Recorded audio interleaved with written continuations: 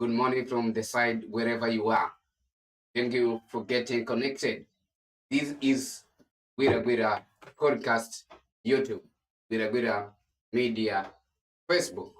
This early morning, where we thank the Almighty God because of being part of the day.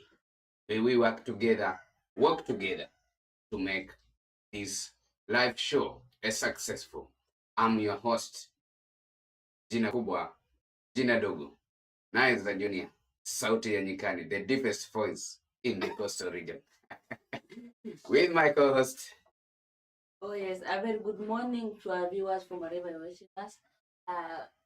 Really hope that you had a very wonderful night. Today, I don't take for granted. It's a great opportunity for you being part of our podcast of today and our topic of today, as we'll be dwelling on, and I'll be looking upon the children and their well-being. Basically, focusing on the subtopic of our children and technology.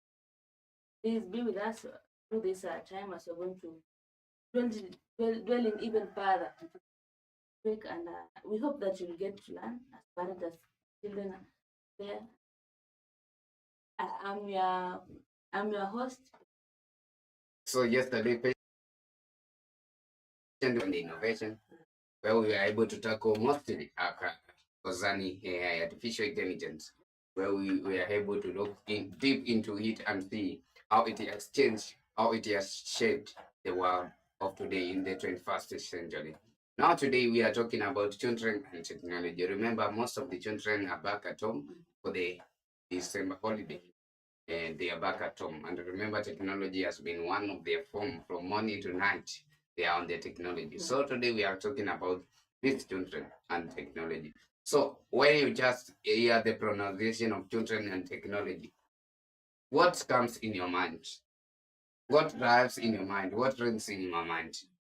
Remember, sometimes it has been mostly in the rural areas where there's a lot of work, where there's a lot of operation from time to time. Maybe you want someone to go and perform different activity, but you find these children at time they are all on their mobile phones, they are at television, others on radios, others like the boys in our village. Everywhere they are going, they are carrying a radio, making noise in the village. So, what do you understand when you just hear about children and technology? Maybe we can just begin the first part. Oh, very much. As for me, technology basically, we're talking. For me, when I hear the word technology, immediately mind yangu naenda kwa these social media platforms, for example, TikTok and what again, Instagram, X. So all these platforms, social media platforms, so what they really affect our children. And basically, let's say in both genders. So I won't be biased to say maybe only boys or basically. So when I hear the word technology, basically, that is what comes to me. And this is a very broad topic. Really need to discuss it even further. It's not like a topic which we discuss only. Just need to discuss part by part, and then I think each and every day and each and every week will be taking maybe as a on each and every part. So basically, that is what comes into my mind when I hear about it. Maybe for you. Okay, when I just hear about technology, this is how the world is changing. From the use of manual operation to the use of machines and maybe use of these apps which are in our mobile phones, and also use of different machines like the laptops, you have the mobile phones, you have the televisions, those type of gadgets which are used to make work easier, maybe to gain some information from those apps and the rest. So that's what we understand by technology. From wherever you are, waking up at this morning and connecting to us, it is God granted. We thank you because of being connected to us. This is Gwira Gwira Podcast at YouTube. Kindly follow and comment something on the comment section. So Niza, yes, let's get into it. Yeah.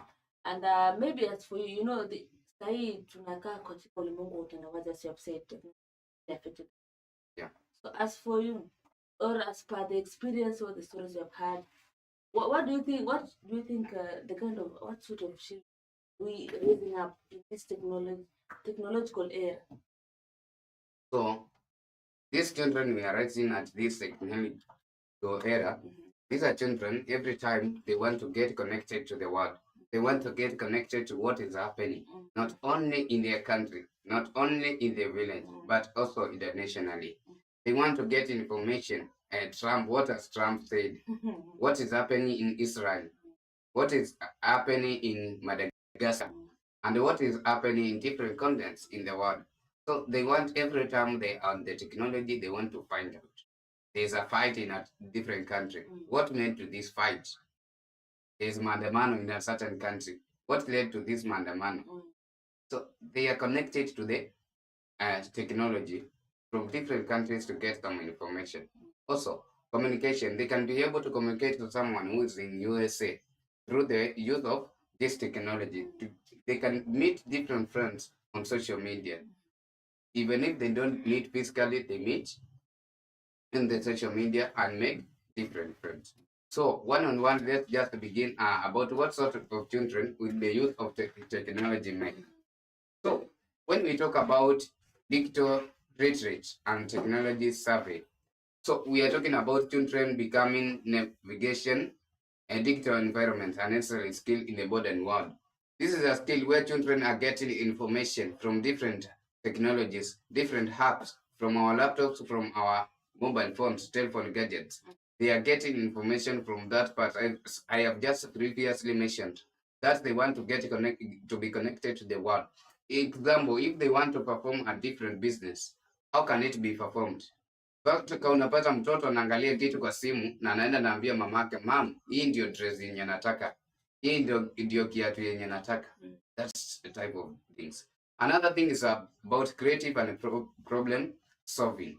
So these people, through the use of social media, they can be able to get to understand how can this problem be solved.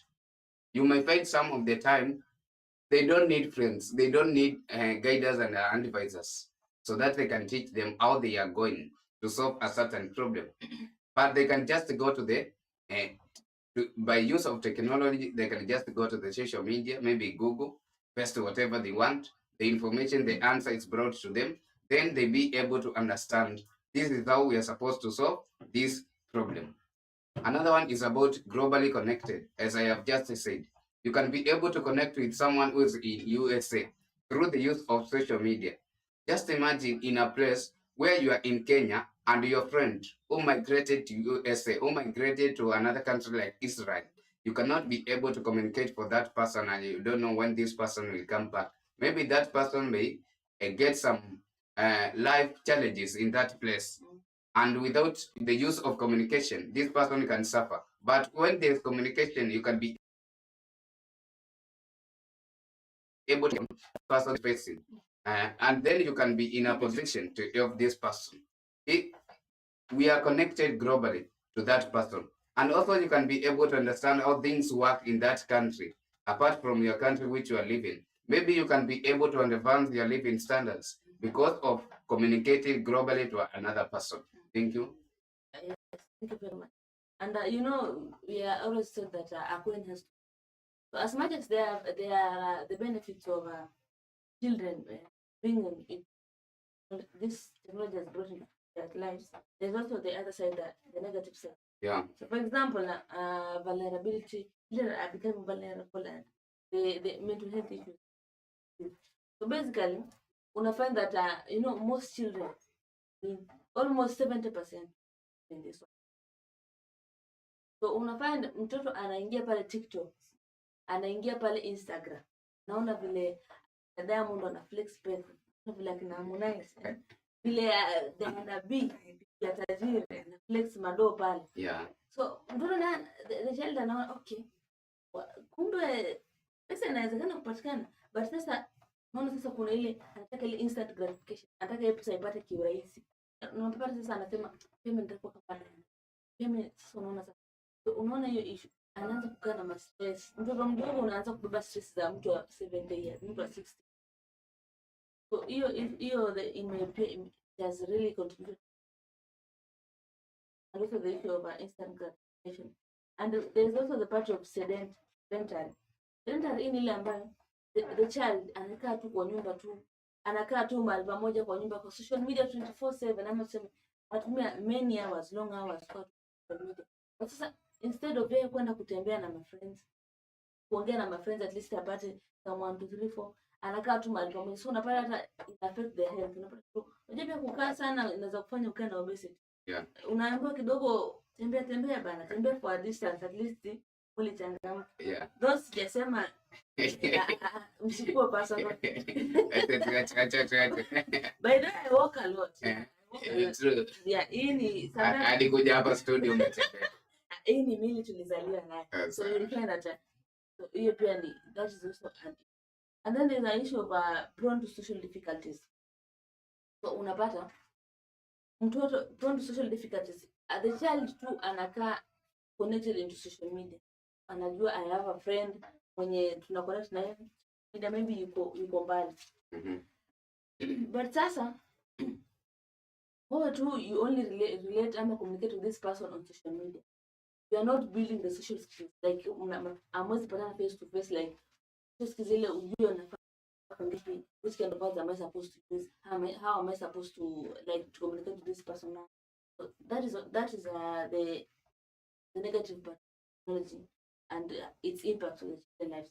But most of it let's just, I think it would be much better if we try to balance both the negative and the parts of technology.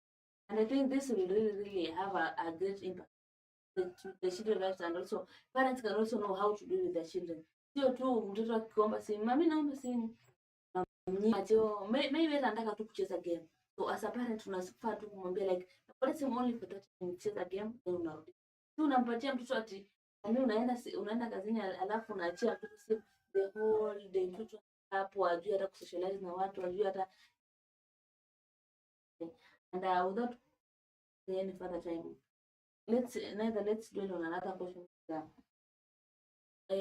Which kind of habit will the use of technology instill children? Yeah, this type of habits which can be instilled to children, we are going to look about them into two ways. There is the advantage side and there is the disadvantage side. Remember, these children, they can be modeled to good way by use of technology, and also the technology can also model them in the negative way. So from wherever you are listening, this is Gwira Gwira Podcast YouTube with you, Naza Junior Sauti ya Nyikani. So the benefit is, one of them is being multitasking, having the ability to switch between tasks at some time. Remember, when you are using this technology, children can be able to understand how to multitask from one area to another. They can be able to understand, if at this time I'm tackling education, I can also do another activity which can be able to benefit me. Example, a child who is also learning can take part in played games like football and the rest, which can be able to make his body strong, exercise the body from one time to another. So through that one, these children will be able to acquire different skills. Another one is efficient information processing. So through the use of technology, children will be able to get different data, which will be able to help them in education, which will be able to help them in different types and aspects of life. Remember, in life, children can be able to meet different challenges. There are challenges which are met by these children in life. But through understanding how these challenges can be met, can be tackled through the social technology, they will be able to understand how to tackle the challenges. And remember, there are some things which these children cannot tell to their parents, cannot talk to their teachers, cannot tell to their friends. But if they have the social platforms where they can be able to Google and find out this is what we are going to do, this is how we are going to tackle this challenge, they'll be able to kuepuka is a challenge. Another one is collaborative learning. Remember, habitual use of online tools for groups, projects, and knowledge sharing.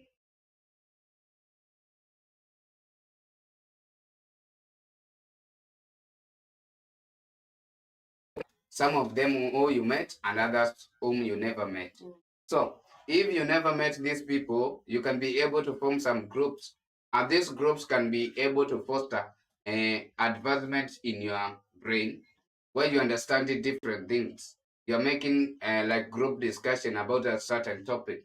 This topic will be able to make your mind broaden and understand different things in life. Another one is about quick communication. Remember, you cannot be able to communicate with a person. You are in Kilifi and you want to communicate with a person in Nairobi through just speaking, without use of sending a messenger to run to that place, or writing a letter and sending a message. That one cannot apply. So what you do is you just communicate using mobile gadgets or electronic gadgets. When you're communicating by use of this, the information will reach to this person in time. This person will be able to understand. If you needed some help, this person will be able to help you. That is what I have according to the advantage. Okay, and without wasting time, maybe I can look on the detrimental habits, like the negative habits. One of which is the lack of social skills, because people prefer virtual over in-person interaction. So when you're in social media, most when you become addicted to social media, you remember here you're in interaction with person through social media, not in-person interaction, not face-to-face interaction. That really affects your social. And another one is also dependency and addiction. This social media platform, basically this technological and social media platform, most of the time they bring you the kind of like movies, ama the kind of activities, ama the kind of like ile kitu yenye umekuwa ukiangalia kwa social media na umeipenda, hiyo ndio kitu inakuletea most of the time. So una find that really unakuwa too interested, which leads you to become addicted to that knowledge ama social thing. Another one is sedentary lifestyle. This is whereby just uko tu kwa social media, just say ama you sit at one place maybe long hours, let's say 24 hours ama let's say 10 hours without you even hata kutembea kupata zoezi. So unapatikana health issues unakuwa obesity. And another one also is a reduced attention span. So hapa when you're on social media, your attention most of the time, for example, it's those who are playing Dream League, find tu time yako umepatia only Dream League. So hata hizo activities zingine no. Kama ni kazi umepatia mpaka lecturer akifunza kwa Dream League. Hata mzazi amekupatia kazi, mtoto mzazi amekupatia kazi kwa Dream League. So unafind you na reduce your attention span. And also, yeah, I think you have exhausted everything on that now. So neither. Maybe you can take us through the disadvantages of technology in children. So one of the disadvantage of children may be physical health risk. As we have just mentioned about obesity, where these children are not getting time to be able to work out and do some exercise. Every time they are on their technology performing different things, they want to know what is happening in this platform. They don't get enough time to be able to walk around and maybe exercise. They are not even working social skills deficits, where you find they are supposed to get skills about communicating and socializing with different people in the community. They are not doing that because every time they think through the use of technology, they can be able to communicate to everyone. So they have to create time to understand this is how we are supposed to relate with different people in the community. Mental and emotional health issues. These are issues which are brought up by unapata most of the time mtu akukwa simu, amezoea mambo ya simu, hajazoea kukaa na watu, ajui ukikasirisha na mtu unamfanyia hivi. Amezoea pale kwa simu, ati jamaa alikasirika akachukua bunduki. Sasa huyu jamaa anaenda apatana na bunduki from everywhere. Maybe some of the issues which have been tackled in our society about killing and other things, fights, conflict, maybe because of use of this social media. Wanajua mtu akikasirika ni kupiga mtu. Unaona movie mtu anapiga, wewe unachukua skills. Unachukua skills tu hapo. So those are social skill deficits. Yeah. We have to socialize physically, face to face, communicate face to face, and avoid use of social media every time. Thank you. And maybe to add on that, there's the issue of exposure to harmful people and content. You know, on social media, you will find any kind of content yenye unatafuta. So hapa kibarua ni kwa mwenye uko kwa social media. Know which kind of content am I searching for? This e-content yenye natafuta, will I be itanisaidia kweli? Unajua in social media, there it's like an open book. Everything you search there, utapata. So to parents, mama mnaambiwa parents, parental control. Please, you should be updated with what your child or your children are doing there. Haijalishi ati not that you become that sort of a much controlling parent, no, but unafaa uambie, just teach your children this and this. Kwa social media kuna this and this content. No, ubaya ni kwamba most of the parents, I don't know, is it that they don't have time or they feel shy to tell their children like, don't do this, don't do this. But I think just before even umepatia mtoto wako simu ama hata after, ama each and every time upate mtoto wako, just mwambie social media, it's like an open book. Whatever you search, kila kitu tunataka hapo utakipata. So also hiyo pia imechangia the part of harmful people and some content there. And also maybe to finish on, how can we help children to avoid the overuse of technology? So one, we have to monitor the content. We have to monitor the content in this social media platform so that you limit them from accessing something which are not supposed to access. If you limit this one, it will be good for them to go. Because you won't tell me you will be able to allow children to access everything. There are sexual things which are in those platforms. You have to limit them. There's some information which these children should not be able to access. You don't allow children to access information about adult people, yet they are children. That will interfere with their brain. Unapata mtu ako pale shule lakini is not concentrating, is thinking about other things. That is one of the things. Another thing is set clear limits. If there are certain limits, like unajua huu kijana yangu atakuwa kwa online mpaka this time. From that time aende akacheze nje. Let him walk outside to go and socialize with friends. To create a social environment where these people, even if the child is also connected to the technology and also is connected to the world face to face. Thank you.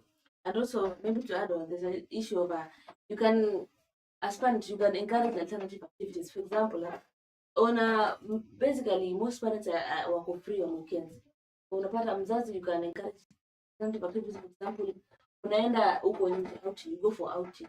Peleka mtoto pale wakasui, peleka mtoto hata wakaenda wacheze easy. These activities ziko huko nje. Lego, so you find that even the mindset ama the attention of the child is being attracted in a good way, by the way.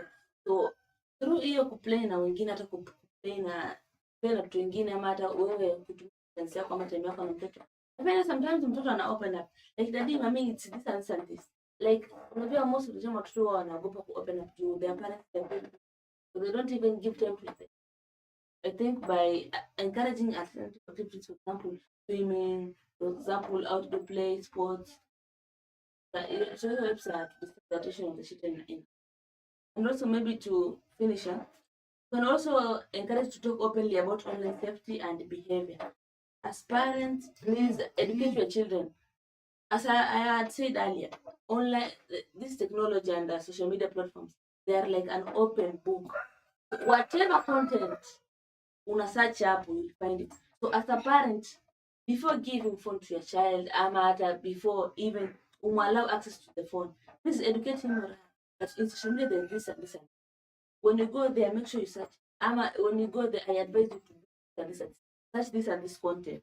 I think that would be even easier, and we'll have a good generation in future. You know, they say the future is now. And thank you very much to our viewers for being with us. You have been with us through this time. Don't take it for granted. And maybe to finish on, we also do Wi-Fi. Yeah, and my friend over here, there, he's called in the scene is called Collection. So we do Wi-Fi installation and hotspot also. So so far here at Kilifi, we have done our Wi-Fi installation at and it's known as Kisumu Connect. So to our viewers, to our followers, to our friends, maybe also we have families we don't know, and to our families there, please support us. There are different packages. We do create different packages. For example, we have 10 bob, 10 shillings for 1 hour, 15 shillings for 3 hours, 23 shillings for 6 hours. And if you need us to do the Wi-Fi installation or hotspot installation from wherever you are in this part of Kenya, just please comment there, or you can reach us through our podcast there at Gwira Podcast on. I don't have, there may be other. Thank you very much for keeping on watch of us, for giving on follow of us. This is Gwira Gwira Podcast from YouTube, Gwira Gwira Media from Facebook, where we were Gwira Gwira Podcast from YouTube, Gwira Gwira Media from Facebook, where we were connecting to you about children and technology. Don't forget to follow us by tomorrow, and things shall be good. Call me Niza Junior, Sauti ya Nyikani, the deepest voice in coastal radio. Thank you. Thank you very much, and I'll be your host.